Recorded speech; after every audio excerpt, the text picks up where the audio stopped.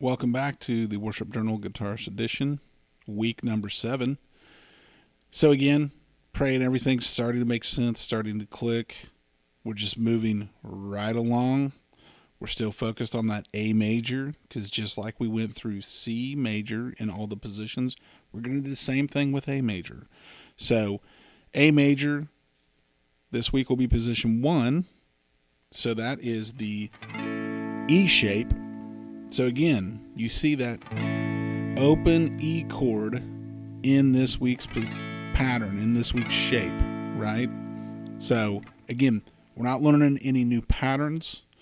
We're rinsing and repeating the same ones we did before. We're moving them so that the roots land on the note that we're wanting to play. So in this case, A major.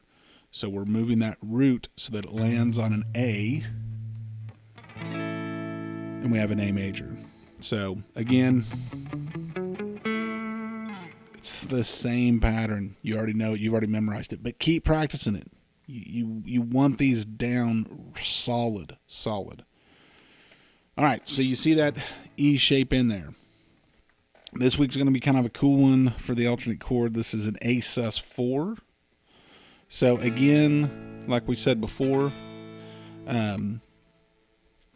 suspended chords are neither major or minor, so you can play them in place of a major or a minor. So an A major or an A minor.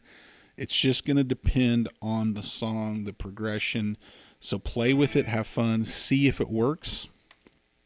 The cool thing about last week's A major that we were playing is, I think I've said it before, suspended chords naturally want to resolve. There's like tension that's created with a suspended chord. So that's at A sus4. It naturally wants to resolve to, like an A major. And I'm playing the A major form or voicing that we went over last week. This A sus4 is a fun one to alternate between last week's chord and this week's chord.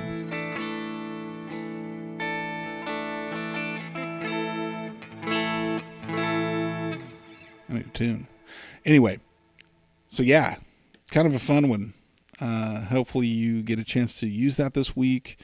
Have fun with it. Again, I know we're repeating the same patterns over and over again, but make a note to practice them. Keep these things solid in your memory.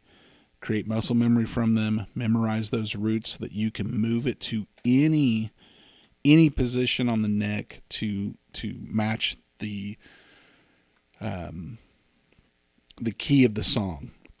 Is kind of the whole point, right? So if I'm playing something in the key of A, I can play my E position right there. I'm just moving my roots to match the key of the song that I'm in, and then you're moving that through the caged system. So I'm going from, this is the quote unquote E position. The next one would be D. So now I can play that D position, right? So anyway, I pray that it's making sense. I pray that this is really kind of starting to open your eyes and you're seeing things like you haven't seen them in the past. So that's my prayer. That was my prayer for you when I wrote the book. So keep it up. Keep on practicing. I know you're doing great. Drop me a comment, send me a message, and let's keep getting better. Make every strum count, and I will see you guys next week.